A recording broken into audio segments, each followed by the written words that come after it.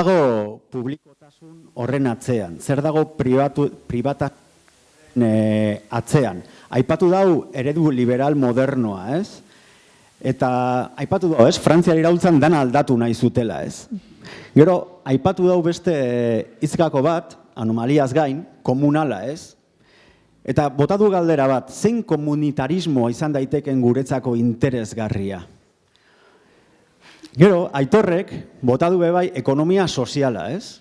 Gaur, Beñat karri dugu, Beñat Irazuegi, Talaios kooperatibako bazkidea eta Olatukop sare kooperatiboaren bultzatzailetako bat, eta beraiek erabiltzen dute kontzeptu berri berezi bat, ekonomia sozial eraldatzailea, eraldaketa. Hori da beste gako hitz bat oso potentea, eraldaketa. Euskal Herrian azken aldi hontan nahiko erabiltzen ari dana. Bere hitzaldia, ikastolak lurraldeen eraldaketarako eragile, ikuspegi ekonomiko eta sozial bat. Nahi duzunean, Beñat. Bueno, titulo hori jarri genion hitzaldiari, ez dakit hitzaldi baden, ni proposamentxo batekin ator, baina proposamen oraingoz partikularra hau da. Egunerokoan egiten dugun horretatik edo egindako proposamen bat, nahi zuten hartu eta nahi zutena ez. Baina proposamenarekin ator, hasteko naizelako akademikoa, hori juten ezen toki guztietan errepikatzen da garrantzitsua da, ez daukat ezer akademiaren kontra, baina nik praktikatik ekartzen ditut proposamenak, garrantzitsua da esatea, nire naizelako oso zehatza terminoetan, erabiltzen ditut terminoak komeni zaidan neurrian edo, normalean ere terminoak eraldatzeko ohitura izaten dut, baina proposamena da batez ere hori ikastolei proposatzea eragile izatea.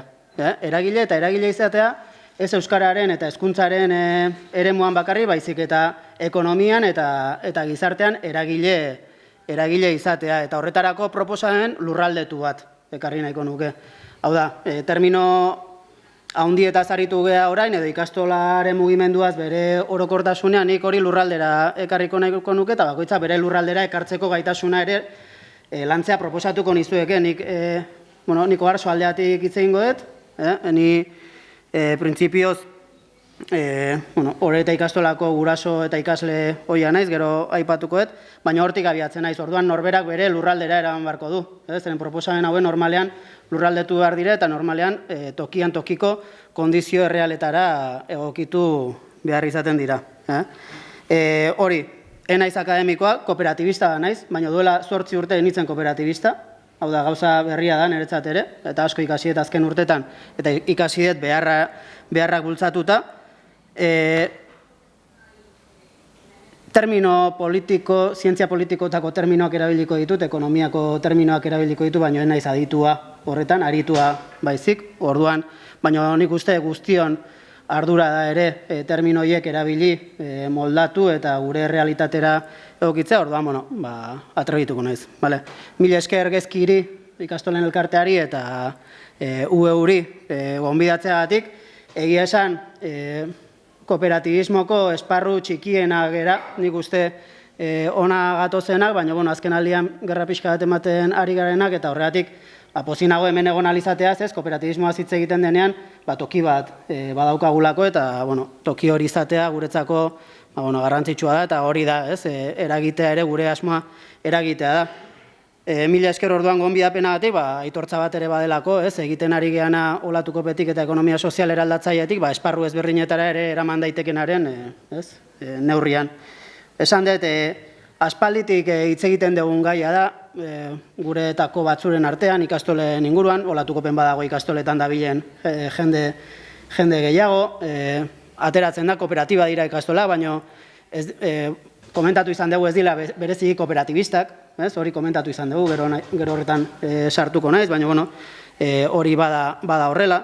Ni ikasle hoia naiz, ez bereziki ikasle ona ikastola batentzat, nota ona gatatzen ditun, baina ez ditzen bat ere konformista, orduan gaizki bukatu nun ikastolaren egiturarekin, esan dezagun, guraso bezala ere nahiko guraso kritikoa izan daitekeela esan daiteke, nik nire dudak izan ditun aurrak izatean, nik 3 dauzkat, eta dudak izan dituen ikastolara eraman edo eskola publikora eraman, azkenean ikastolan bukatu dute, baina, bueno, prozesu ideologikoa ere izan du erabaki horrek.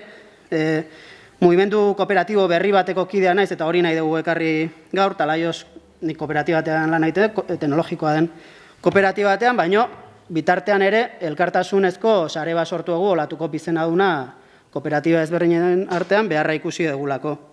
Eta gero lurraldearekiko kezka sakona daukat, Gipuzkoako eta Euskal Herriko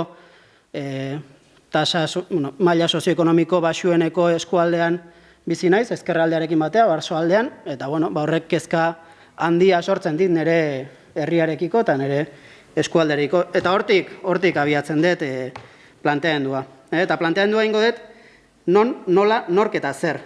Hau da, nola egin barko lirateken gauzak ikastolen kooperatibismo batetik, non egin barko luketen jardun hori, nork, hau da, ze sujetu sortu beharko litzake horretarako, eta zer, zein estrategia edo eraman beharko luke aurrera. Horrekin saiatuko naiz, ideia asko dira, zaparradatxo bat izango da igual, baina gero kafean eta datozen aste eta hilabeteetan norbaitek nahi badu garatu, garatuko dugu, bale? Baina ni konzeptu asko botako ditut eta ideia asko. Nola, niretzat oso garrantzitsua kooperatibismoaren ikuspegitik nola hori. Hau da, kooperatibismoa ez da forma juridikoa, kooperatibismoa da mugimendu bat, eta batez ere politika. Gauzak nola egitearen egiteko modu bat. Eta ni nahiko nuke konturatu arazi beste foro batzutan asko hitz egiten dugulako honi buruz, baina igual ikastolen inguruan edo ez da nabarmentzen, segurazki, baina bizitzen ari garela kooperatibismoaren olatu berri bat. Eta oso garrantzitsua da niretzat hori presente izatea, ez da egite ikerketara dedikatzen dienak igual hobeto fundamentatuko lukete, baina guk kooperatibismoan ari garenak eta kooperatiba berriak sortzen lanean gabiltzana konturatzen ari gara kooperatibismoaren olatu berri bat gertatzen ari dela Euskal Herrian. Euskal Herrian eta mundu mailan esango nuke, baina Euskal Herria ere kooperatibismoaren gune garrantzitsua denez, hemen ere modu oso nabarmenean ematen da, esanet. Kooperatibismoa sortzen da langile mugimendutik, langile mugimenduak behar duenean antolatu industrializazioa komunitateak desagertarazten ditunean, komunitate berriak sortzeko, lanerako, kontsumorako, eta bar, hau da, beharrak asetzeko, orduan sortzen da hori izango litzake lehenengo latua, iraunzuna modu oso garatuan gerra zibil arte, gero etorri zen Mondragoneko esperientzia, hau da, askorentzat kooperatibismoa da Mondragon, eta hori ere beste buelta bat eman barko genioke, zen kooperatibismoa ez da Mondragon, Mondragon da kooperatibismoaren adar oso garrantzitsu bat, baina bat. Gero dator euskalgintzaren olatua, igual ez dela bereziki kooperatiboa, bai asoziatiboa, ekonomia sozialarekin lotutagoa, igual kooperatibismoarekin baino forma juridiko oso ezberdinetan behar bati, hau da euskaraz bizitzearen beharrari erantzuten dion mugimendu oso zabala, juridikoki oso anitza eta oso interesgarria. Beste olatua izango litzake Ipar Euskal Herriko kooperatibismoa edo ekonomia sozialaren zera, igual ez dela momentu data konkretu batean ematen ere fase ezberdinak dituna, baina nik uste begiakan jarri beharko genituzke oso interesgarria delako nolabait zeharik instituzionalizaziorik gabeko Euskal Lurralde bakarra izan da, behar gehiago zeukaten ere instituzio asko sortzeko beraien beharretarako. Eta hor da laborantza ganbara diez adibide argia, instituzionalizazioa, nolabait ez autonomiarik ez daukagu, guk kooperatibismotik eta ekonomia sozialetik, kasu horretan elikadura burujabetzaren estrategia batetik sortuko dugu instituzionalizazio hori, oso interesgarria. Eta bosgarren olatua, batez ere krisi ekonomikoaren baitan edo gertatzen dena, nik esango nuke bi adar edo ezberdin dituna, bat kontsumoarekin eta beharrekin oinarritutako kooperatibizazio prozesu berri bat, eta hor sartu daitezke banka etikoa, FIARE, Ko47, sartu daiteke Goiener, INR iparraldean, sartu daiteke Izarkom, hainbat proiektu kooperatibo berri, kolektiboak, normalean kontsumoarekin lotuak eta behar oso konkretuei erantzun bat ematen dietenak. Eta horrekin batera lan lan kooperatiben olatu berri bat. Txikiak, ez die lan kooperatiba industrialak, aurreko fase batzutan eta Mondragonen gertatu zen bezala, baino jende asko ari da antolatzen, beraien ezagutzatik alduten moduan, beraien lana antolatu, eta hortik kooperatiben bitartez, beraien bizitza eraikitzeko. Eta hori gertatzen ari da, eta nik uste ere, garrantzitsua da, hor kokatzea, prozesu historikoa delako, arrazoi asko dituen prozesu historikoa, baina prozesu historikoetan kokatzen badago gure buruan, normalean estrategiarako ere baliabide gehiago dauzkagu. Guk planteatzen dugu ere, olatu kooperatibo berri honek ekartzen duen eredu ekonomikoa edo, beste modu batera esan daiteke, baina eredu ekonomikoa eraldatzaile bat dela. Hau da, ez dut ezer berria, ez dugu ezer berria planteatzen.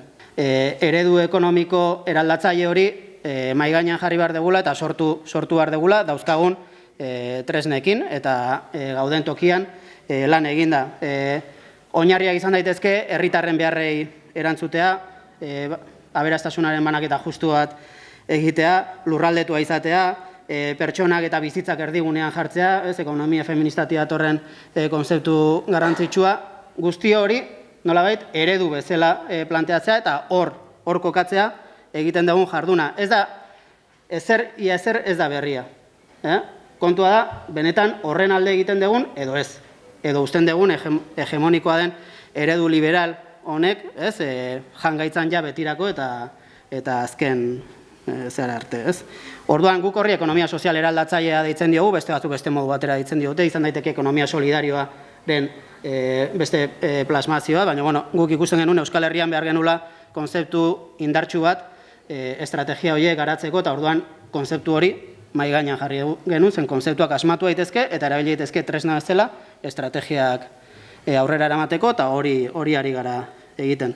Baina oinarrian zer dauka guzti honek, eta ni hau oraindik idatzi gabe daukagu, baina formazioetan eta lantzen dugun gai bada, eta oinarrian elkartasun erradikala ari gara planteatzen.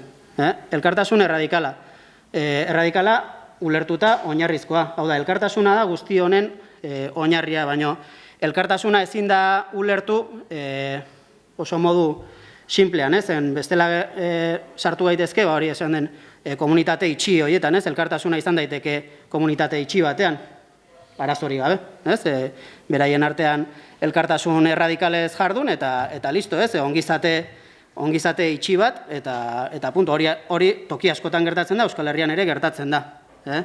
Guk, planteamendua egiterakoan, 3 dimentsioetan edo banatzen dugu elkartasun erradikal hau ulertzeko elkartasuna multidimentsionala dela. 3 dimentsioena da simplifikazio bat. Baina, 3 dimentsio egiten ongo litzake lehenengo zaintza, hau da, komunitatea bera osatzen duten, eta hor sartuko litzake zer den komunitatea, osea, definitu beharko litzake, hau da gure komunitatea, orduan hor ematen den zaintza, bera, pertsonen artean, langileen artean ematen den zaintza, lotuta bizigarritasunari, hau da, benetan bizitzea merezi duten bizitzak izango dituzten pertsonen lan bizi komunitateak sortzeari, eta hori zaintza modu orokorrean ulertuta, ez behar konkretua dituen pertsona baten zaintza, baizik eta zaintza emozionala, fisikoa eta materiala. Bigarren dimentsioa litzake, kooperatibismoak gehien landu duen dimentsioa dela interkooperazioarena, hau da, kooperatiba edo lan komunitate ezberdinen arteko elkartasun mekanismoak nolabait elkarren arteko berdintasuna, elkartasun hori lantzeko interkooperazioa. Askotan oso modu simplistan, ulertu dena bakarrik kooperatiben arteko elkartasuna, inkluso talde berdineko kooperatiben arteko elkartasuna. Hori litzake murrizten joatea interkooperazioaren zentzua. Nik uste interkooperazio lurraldetu batek eskatzen du lurralde horretako komunitatean dauden eragile guztiekiko interkooperazio estrategia bat lantzea. Ez bakarrik kooperatiben artean, izan daitezke kooperatibak, izan daitezke administrazioko eragileak, nik segun ze administrazio ez dut imaginatzen horrelako estrategia batean, baina adiez udal bat bai imaginatzen dut horrelako estrategia baten parte hartzen, baina izan daitezke beste motatako kooperatibak, beste elkarteak, beste enpresa motak, izan daitezke ere horrelako estrategia bateko kide. Eta hor mutualismoa benetako tresna gogor bezala. Hau da, ez bakarrik interkooperazioa zen askotan ere, batez ere orain enpresa munduan interkooperazioa ere hitz egiten da asko, baina interkooperazioa ulertzen da kluster eredu batean, emaitzako betzeko kooperazio ekonomiko huts bezala. Interkooperazioa ez da hori. Interkooperazioa askoz gauza sakonagoa da, eta nik uste interkooperazioaren tresna garrantzitsuarenak mutualismo tresna dira. Hau da, aberastasunaren banaketarako tresna, formaziorako tresnak, etorkizuna antolatzeko tresnak, eta bar. Eta, hirugarren dimentsioa izango litzake lurralde konpromiso eraldatzailearena, edo gizarte oparo bat bilatzen duen estrategia. Hau da asko aurrera joatea, baina errexena da lurralde konpromiso eraldatzailearena. Hau da, ez du balio komunitate itxiba sortu eta komunitate horretan, izan kooperatiba barrean edo kooperatiba talde batean ongizatea bermatzea, ez badegu gure lurralde komunitatean ongizate zabaldu bat sustatzen eta lortzen. Hau da, oso autarkikoak izan gaitezke eta dirudienez pikutara doan gizarte eredu honetan gure erresilientziarako gunea sortu dezakegu, baina horrekin gelditzen bagara, eskubiak ere hori egiten du, esanet, bai Italiakoa, baina bai Frantziako eskubia ere oso komunitarista da, oso, gaina esaten dute, toki guzitan. Normala da, haidielako, huts egiten ari duen eredu ekonomiko eta gizarte eredu baten aurrean, segurtasuna eskaintzen. Nork ez du nahi segurtasuna, denek nahi dugu segurtasuna, baina nola egiten da modu subordinatuan edo modu kolektiboan, hor da egin behar dugun autua. Eta guzti honetarako hiru dimentsio hauek lantzeko beharko ditugu pertsona eta kooperatiba eredu berriak. Eta pertsona eredu berria ematen du, baina beharko dugu. Hau da, kooperatiba eredu berri bat lantzen badugu, gizarte eredu berri bat ere pertsona landu beharko dugu. Ni beti toki guztitara noa, Jose Azurmendi liburu honekin, gizabere kooperatiboaz, nire ustez hor dagolako oinarrietako bat, liberalismoak sinistarazi diguna da, kompetentzia dela, gizarte honen funtzionamendu eta motorea. Eta bai Jose Azurmendik, bai beste askok lehenago ere, demostratu dute ez dela horrela. Orduan, guazen kooperazioari ere aukera bat ematera antolatzerako orduan, eta guazen gezur liberalari ere freno pixkat jartzera. Horrekin parte da bukatzet. Bigarren zatia, eta ja pixkat lurraldetuz. Hau nola egin dezakegu? Bai, egin dezakegu Euskal Herriko markoan, mundu mailako marko batean ere jokoan dauden gaiak dira, baina honi proposatzen detena da gai hau ere lurraldetzea, gehiago. Zergatik, askotan, marko zabalagoetara eramateak, teorian garatu daitezken tokietara garamatza, baina praktikan muga jartzen dizkigu. Praktikan gerota ere zabalagoa egitekoa zailtzen zaigu. Orduan, nik ez dut esaten hori abandonatu behar degunik, baizik eta benetan eragin esparru handiagoa daukagun tokietan estrategia praktiko eta egunerokoak jarri behar ditugula. Eta hor, planteatzen hasi garen gauza bat, eta ez da gauza berria, ez da berria, da lurraldeko ekosistema eraldatzaileak sortzen hastea. Ez naiz gehiegi esplikatuko, baina naiz gehiegi sartuko, baina da proposamenaren muinetako bat.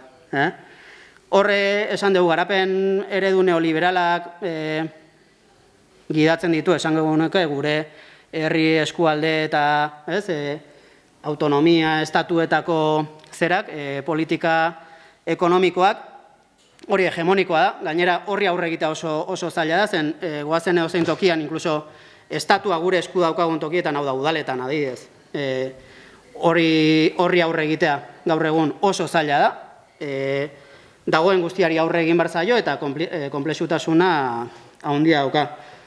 Baina gaur egungo garapen eredua, errealitatean dauden beharretatik gero eta urrunago dago. Nik ez dakizuen eskualdetan, gurean oarzo aldean, nik hori argi eta garbi ikusten dut, gu eskualde bezala kondenatu gaituztelako nahi ez deguna izatera. Hau da, gu nahi dute oarsoaldea izatea Donostiako turismo eta nivel altuko elite baten zerbitzuak egingo dituen eskualdea. Hortara kondenatu nahi gaituzte. Eta guk oarsoaldean bizi garenok, eta hemen bagaude batzuk, seguru nago ez degula hori nahi. Baina hori ez badugu nahi, zegin behar dugu antolatu ere. Hau da, garapen eredua ere, garapen ereduak ez du zergatik estatala izan behar. Izan daiteke publikoa, baino komunitarioa. Edo publiko komunitario kooperatiboa.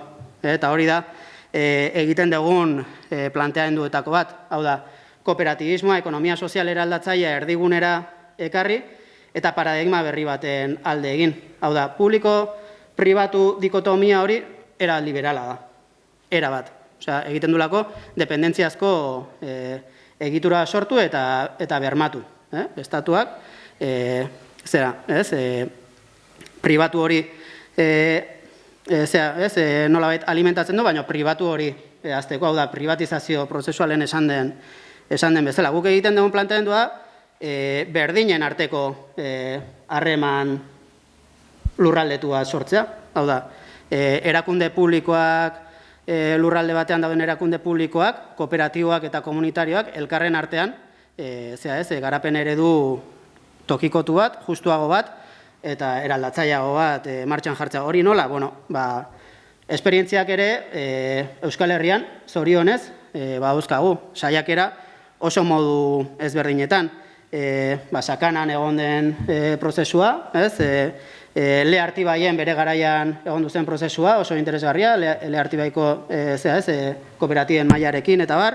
Debagoiena bera, sistema ez dela, hor Mondragon korporazioak eukidun indarrarekin eta bar, baina hori orokortu beharko litzakela, planteatzen dugu olatuko petik, eta hor lurraldeetan antolatu beharko genuke. Zertarako? Diagnostikoak egiteko, lurralde diagnostikoak egiteko, ekonomiko-sozialak, sujetua bera definitzeko, hau da, nor gara, lurralde honetan eraldaketa hori egin nahi dugun eragile ezberdinak, udal batzuk izan daitezke, beste batzuk ez, ikastolak izan daitezke, lurraldean dauden kooperatibak izan daitezke, elkarte batzuk baldin daude izan daitezke, eta horien artean sujetu bat, lurraldeko sujetua sortu ezakegu, estrategia komun bat egiteko. Eta tresnak, izan daitezkela finantziazio tresnak, banka etikoaren bitartez landu daitezkenak, formazio tresnak, izan daitezken bezala guk egiten dugunko fabrika, adibidez, kooperatiba berria, proiektu berria sortzeko zerak, izan daitezke diru funtsak, iparraldean dauzkaten bezala, tokiko proiektuak sortzeko, tresna asko egin ditzakegu, baina horretarako elkarlana beharrezkoa da. Guk adibidez, sortu berri dugu oarsoaldean ekonomia sozialaren maila. Bertara eskualdeko 3 ikastolak gonbidatu ditugu, modu batean edo bestean parte hartzen ari da, baina hori eta ikastola diez parte da gurekin, Talaios kooperatibarekin, teknologiako beste kooperatibatekin, labore kontsumo elkartearekin, eta guztien artean sortu dugu mahai bat. Zertarako? Gauza horiek egiten hasteko nola? Ikusiko dugu zen hasi berria da prozesua, baina gure planteamendua da hori egin daitekeela Euskal Herriko eskualde askotan, eta eskualdera zeratuta, eskualdea edo ingurunera moldatuta. Zen ez da berdina oarsoaldean egitea, ez da berdina Ipar Euskal Herrian egitea, Iruñan egitea edo Debagoienan egitea. Oso ezberdina eta leku bakoitzan bere tokia aurkitu beharko du, eta prozesuak tokia batzutan gaina badaude, hor proposamena da ikastolak ere prozesu horietara gehitzea. Adibide simple bat, guko oarsoaldean lantzen hasi egun bide horretan, lehenengo beharretako bat atera dena da, elikadura katea antolatzearena. Elikadura katea erabat deuseztuta dago. Daude, distribuidora handiak, ekoizleak ja ez dakigun nun dauden, zen gure eskualdetan ez daude, Euskal Herrian baldin badu ere zaila izaten da beraiekin hornitzaile bezala kontatzea, eta gainera sukalde kolektiboak ere gehienak desagertuta daude eta beste modu batera funtzionatzen da. Hori berrantolatzea izan daiteke mahai hauen lehenengo lanetako bat, eta behar oso ez dakit ikugarria da. Toki guztietan hasi daitezke horrelako bideak, eta gu horretan nolabait hasi, ez da kasualitatearen etzat, hori eta ikastolak, oain sortu berri den pasta ekologikoko kooperatiba bati, pasta ekologikoa erostea sukaldea beraren berrantolaketa ere beste modu batera pentsatzea. Gu kooperatiba teknologikoa, orduan guk horre izugarrizko aukerak ikusten ditugu. Teknologiaren beharrak gero eta handiagoak dira ikastoletan, bai ikuspegi pedagogikotik, baita ere antolaketatik edo tresna bezala. Hor ere burujabetzarako bideak egin nahi baditugu, elkartasun eta interkooperazio harremana sortu beharko dira, azkenean tresnen garapena ez delako merkea, orokorrean. Eta baino behar identifikazio on batetik estrategia oso interesgarriak egin daitezke. Finantzak ere antolatu daitezke beste modu batera, dependentzia absolutua izan gabe kanpoko erakundetatik. Hainbat gauza egin daitezke. Eta ikastola nun kokatu ze horretan. Netzat, ikastolek 3 elementu dituzte eraldaketako eragile bihurtzen dituztenak, egiten dituztenak berez. Bat izango litzake lurraldeari atxikia izatea. Lurraldeak daukan behar bati erantzun bat ematea. Horrez esaten da euskalgintzatik, euskara, baina ze behar zegoen hor, zegoen euskaraz bizitzeko beharra. Eta hortik sortzen dira ikastolak, behar oso konkretu batetik. Hori beti buruan izatea, hau da, egiten ditugun proiektuak eta behar bati lotuta izan behar direla, behar horiek ondo identifikatu behar ditugula, saiatu behar gehala, beharrak amankomunean jartzen, erantzun amankomunak emateko oso garrantzitsua, baina ikastola nondi datoz hortik. Baina gaur egungo beharrak zein dira? 70. hamarkadako euskararekiko beharrak berdina dira, segurazki ez. Gure lurraldeak ez dituzte beste behar batzuk euskaraz bizitzeaz aparte, segurazki bai. Ikastolek ez dute paper bat jokatu behar hor, nik uste bai. Baina lurraldeari atxikimendu hori berezkoa daukate ikastolek, orduan sakondu beharren identifikazio horretan. Beste bada izaera kooperatiboa. Eta kooperatiboa ez forma juridiko moduan, baizik eta izaera komunitarioaren instituzionalizazio moduan. Gauza ezberdina dira. Kooperatiba izan daiteke ez kooperatiboa. Osea, kooperatiba juridikoki, baina ez izatea benetan kooperatiba bat, ez delako demokratikoa, ez dulako parte hartzea bermatzen, hainbat gauzagatik. Baina ikastolak badira kooperatiboak, izaera komunitario hori daukatelako, eta erabaki dutelako, kasu handi batean, proportzio handi batean, kooperatiba bihurtzea, kooperatiba forma juridiko ezberdinetan. Eta hor, aipamen bat, hor azaldu da ez, gobernantza komunitarioaren, termino peligrosoa dela komentatua, ados nago erabat. Nik uste horre daukalako atzean, batez ere jabetzaren eztabaida atzean utzi nahia edo eskutatu nahia. Hau da, proiektu bat izan daiteke, gobernantzaz oso komunitarioa, oso demokratikoa, baina nun dago jabetza. Jabetza ez bada demokratikoa eta komunitarioa, hau da, ez bagoaz jabetza kolektiboko ereduetara, beste guztia alperrikakoa da, nire ustez, zenor bagoaz, privatizazio prozesuetara, inkluso publikoa izan daiteke jabetza ereduaren arabera erabat pribatua. Baina, ia beste eztabaida bada, nahi sartuko bereziki, baina kooperatiboan badaukagu erronka bat, eta ikastole daukate, kriston aukera esperimentatzeko, beldurrak enduta ere, zen normalen erakunde handia dira, eta esperimentatzeko forma juridikoekin. Forma juridiko konplexuagoetara joan barko lukete ikastolek, hau da, bere komunitatea bera osatzen duten estamentu guztiako ere aipatu da, jasoko duen forma kooperatiboetara. Kooperatiba integralak, egon daitezke forma juridiko berriak asmatu ditzakegu segurazki, nahiz eta oraindik legeak ez jaso, hurrengo lege berriaren proposamenean hemendik urte batzutara, oraingoa baino aurrerako goiagoa baldin bada behintzat, segurazki, sartu ahal izango genituzke forma juridiko berriak. Adibidez, eta hain naiz oso egozentrismotik, egoalde zentrismotik hitz egiten.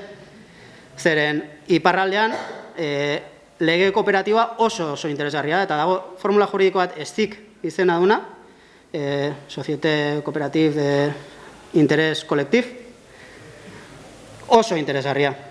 Oso interesgarria, barne biltzen dulako, imaginatu, estatu zeanan, jakobinoenan, zentralistenan, jasotzen du,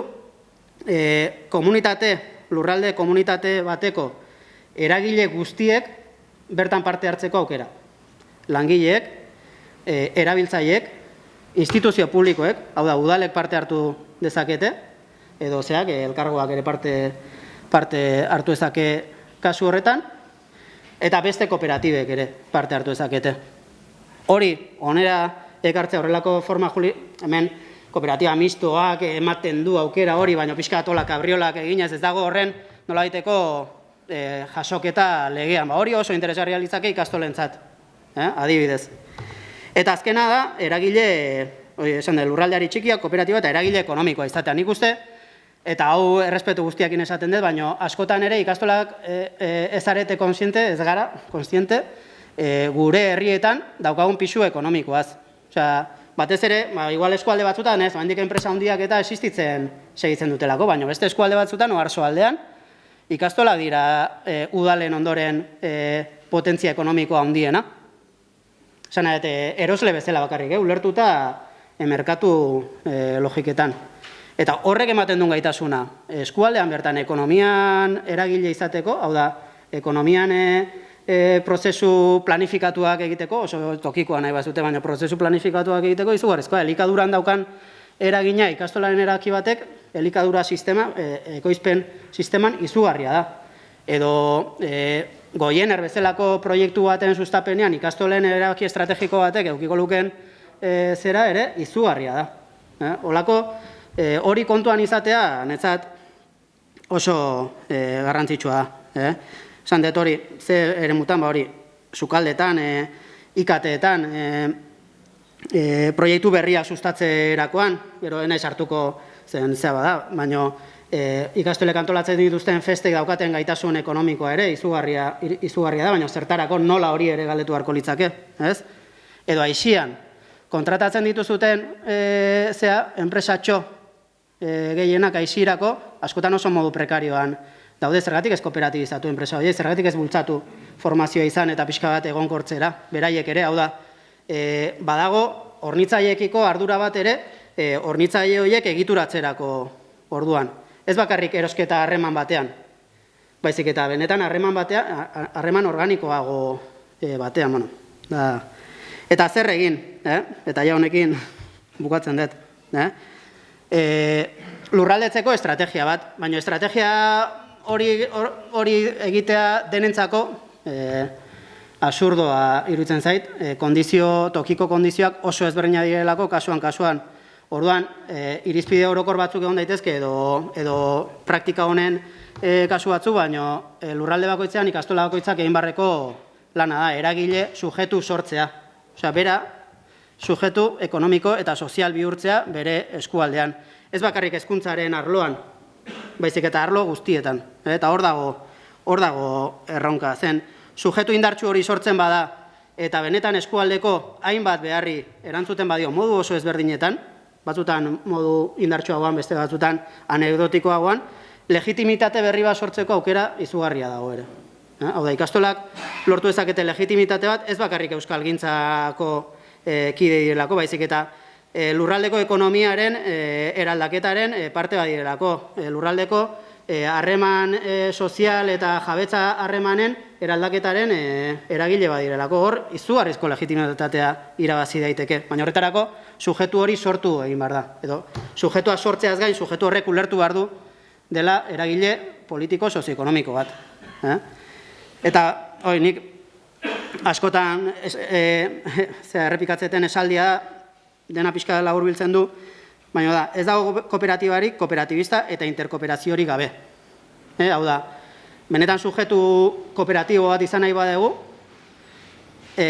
ikastolako estamentuetako pertsonek kooperatibista izan behar dute, maila ezberdinetan, baina kooperatibista izan behar dute, eta interkooperazioa ere politikoa bihurtzen da. Hau da, ez da, hornitzaileekin edo ez, edo beste ikastolekin harremantzeko modu bat, baizik eta da, estrategia politiko bat ikastolarena, interkooperazioarena, nik interkooperatibismo deitzen diot, toki batzutan esan diate hori ez da existitzen, bueno, interkooperazioaren egite politikoa da interkooperatibismoa, niretzat, bale? Botatzen da definizioa eta jazta. Baina, horrela ulertu behar da interkooperazioa politika egite politiko bezala. Eta lehengo errepikatzetia, baina hiru puntu nagusitan. Lurraldetzea, eredu burujabet bateruntz, dikotomia puskatuta ere lurraldean bertan. Ez da, dikotomiaren eztabaida ez da Eusko Jaurlaritzarekin, Nafarroko gobernuarekin edo Parisekin eztabaida bat.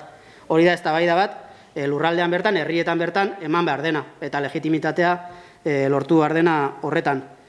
Kooperatibizazio prozesuak, hau da, kooperatiba gara, baina kooperatibizatu egin behar gara, eta horretarako konplexutasuna irabazi, formatu kooperatibismoan, eta gauza oso garrantzitsu bat, eta da lana kooperatibizatu. Netzat hor dago guzti honen muina. Lana kooperatibizatzea, hau da, ikastoletan lana egiten dutenak kooperatibista izan behar dute. Benetako kooperatiba indartsu bat sortu nahi. Hori oso prozesu konplexua da badakit, baina nik uste buruan jarri beharko litzake. Eta formula juridiko berriak, ez tik iparraldean hori ulertu, bisitatu, hango ez tik batzuk, interesgarria izan daiteke, badaude, eta ezagutzea, eta gero interkooperazioarena. Ikastolen artean, beste kooperatibekin eta publikoarekin, eta harreman eredu berri horiek sortzea. Eta horretako lehen esan detena, eredu ekonomiko eraldatzaile baten parte izan, pertsona kooperatibo berriak sortu, elkartearen bitartez, hau da, kooperatibaren bitartez, kooperatiban parte hartzen duten estamentu ezberdinak kooperatibizatuz, izan daitezkela gurasoak kooperatibizatzea da, parte hartzean zehatzea, ezitzea eta parte hartze dinamiketan sartzea. Langilea kooperatibizatzea da, langileak ere kooperatibako langile kooperatibista bihurtzea. Baina kooperatibizazio prozesu horretan ere sartzen da hezkuntza. Hau da, ikasleak berak, hezkuntzaren bitartez, izaera kooperatibo hori lantzea, badauka nun lan hain, ikastolak.